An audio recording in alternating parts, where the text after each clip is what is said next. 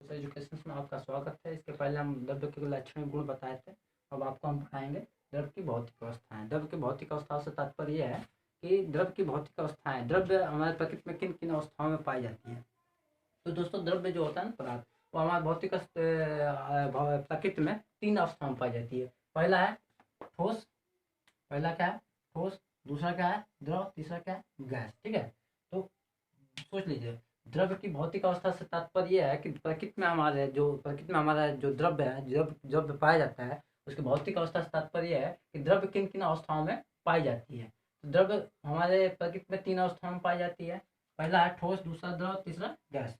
तो अब हम दोस्तों पहला पढ़ेंगे ठोस अवस्था किसे कहते हैं। द्रव्य की भौतिक अवस्था में ठोस अवस्था।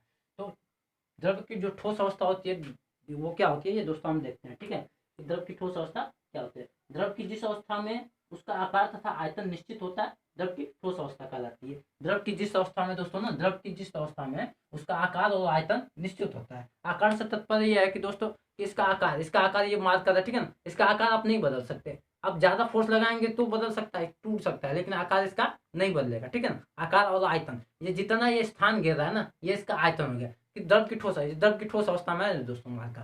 द्रव की ठोस अवस्था में क्या है? इसका आकार और आयतन निश्चित होता है। ठीक है। अब आगे पढ़ते हैं द्रव की द्रव अवस्था, लिक्विड अवस्था।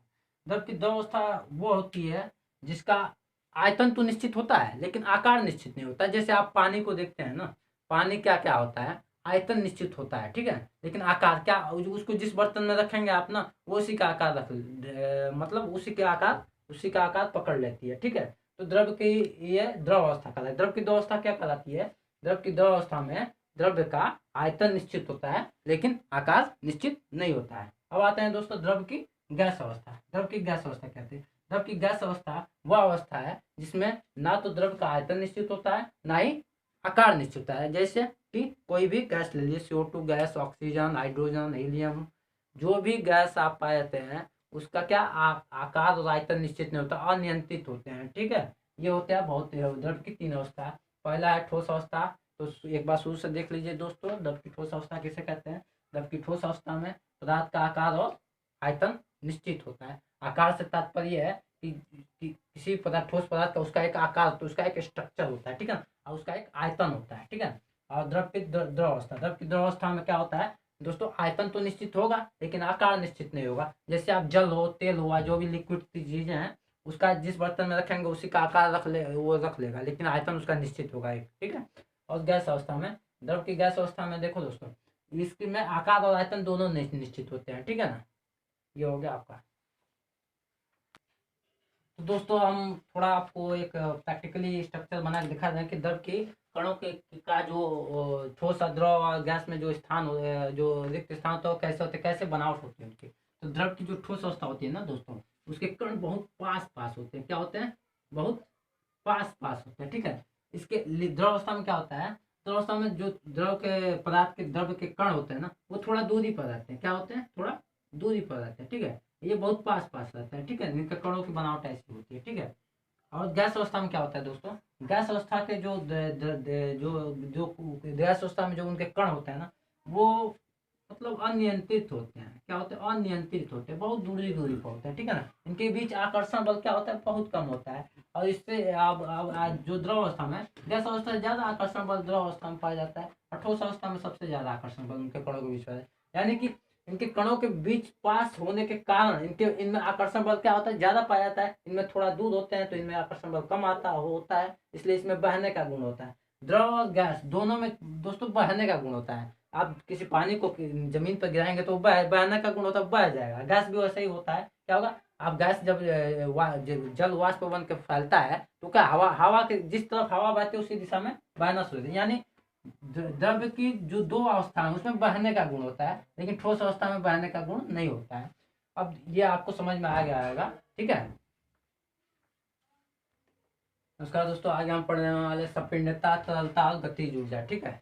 सपिंडता पढ़ते हैं। ठीक है। सपिंडता क्या होती है?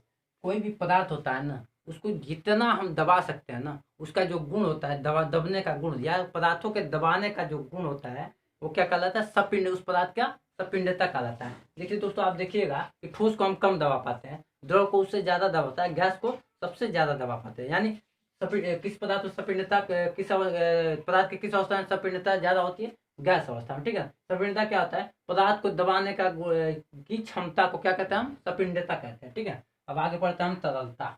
देखिए दोस्तों, लिक्विड जो होता है ना, द्रव, द्रव में और गैस में दो चीज एक चीज पाई जाती है। इनमें बहने का गुण होता है, यानी पदार्थों के बहने का गुण क्या कहलाता है? उस पदार्थ की तरलता कहलाता है। पदार्थों के बहने का गुण उस पदार्थ की क्या कहलाता है? तरलता कहलाता है। और तरलता दो ही चीजों में पाई जाती है, द्रव और गैस में। आगे बढ़ते हैं दोस्तों, गतिज ऊर्जा। ठीक है, गतिज ऊर्जा किसी भी पदार्थ में, पदार्थ के कणों कण में ना गतिज ऊर्जा पाई जाती है। ठीक है, यानी गतिज ऊर्जा, दूसरी भाषा में कोई भी वस्तु भी गति करे उसमें भी एक गतिज ऊर्जा आती है। कोई भी चीज है जो गति कर रही है ना, उसमें एक गतिज ऊर्जा बने, यानी गति के कारण जो उसमें ऊर्जा होती है ना, गति के कारण जो उस पदार्थ में ऊर्जा होती है उसे क्या कहते हैं? गतिज ऊर्जा कहते हैं। समझ आ रहा है दोस्तों? यानी किसी भी पदार्थ के गति करने के कारण उसमें जो ऊर्जा होती है उसे क्या कहते हैं? गतिज ऊर्जा कहते हैं। ये दोस्तों हमारा ये हुआ।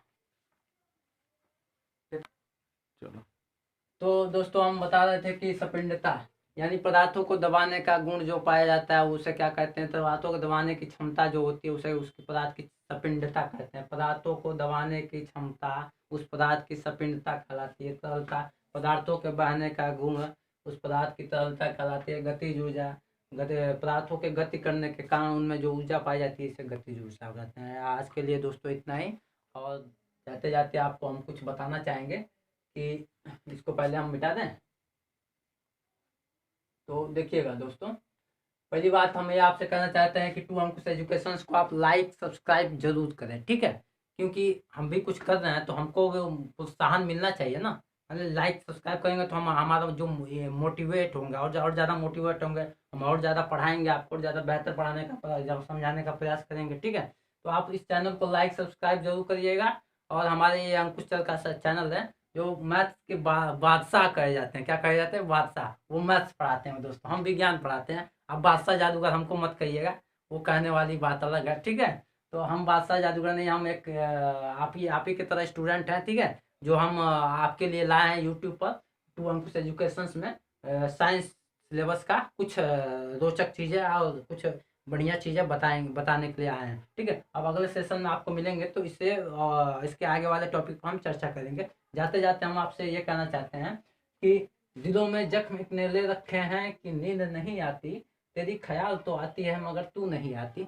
दिलों में जख्म इतने ले रखे हैं कि नींद नहीं आती, तेरी ख्याल तो आती है मगर तू नहीं आती। कहने का मतलब यह है कि दोस्तों कि दिलों में जख्म या मंजिल पाने का जो दर्द अंदर है ना, मंजिल न पाने का जो दर्द अंदर है वो हम ले रखे हैं, जिसके कारण हमें नींद नहीं आ रही है आजकल। क्या नहीं आ रही है? नींद नहीं आ रही है। उसकी ख्याल, मंजिल को पाने की ख्याल तो आती है मगर मंजिल नहीं आती, आते आते छूट जाती है। ठीक है, तो कहते कहते जाएंगे हम। दिलों में जख्म इतने ले रखे हैं कि नींद नहीं आती, तू तेरी ख्याल तो आती है मगर तू नहीं आती। ठीक है, दिलों में जख्म इतने ले रखे हैं कि नींद नहीं आती, तेरी ख्याल तो आती है मगर तू नहीं आती। जय हो बाबा, जय हो।